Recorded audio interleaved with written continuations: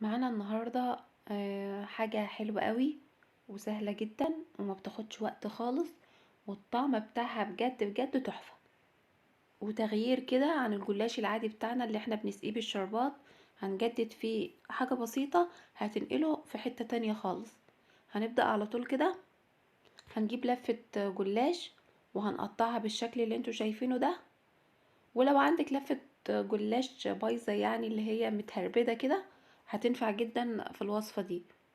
هنجيب بقى سمنة هنسيحها وهندهن الجلاش كله كده بالفرشة، يعني نغطي الورق بتاع الجلاش كله علشان يبقى متحمر معانا كده في الفرن، ويكون كده بيقرمش يعني. بعد بقى ما خلصنا وحطينا الصينية كلها سمنة وكده هندخلها على الفرن طبعا.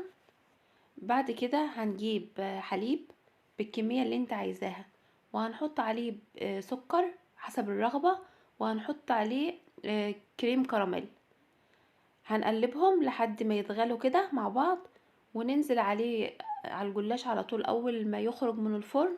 هننزل عليه بالحليب اللي هو بالكريم كراميل ده، ونسيبه يبرد كده ونقطعه. هيبقى معانا بالشكل القمر ده، وبجد بجد الوصفة تحفة. واشوفكم دايما بألف خير.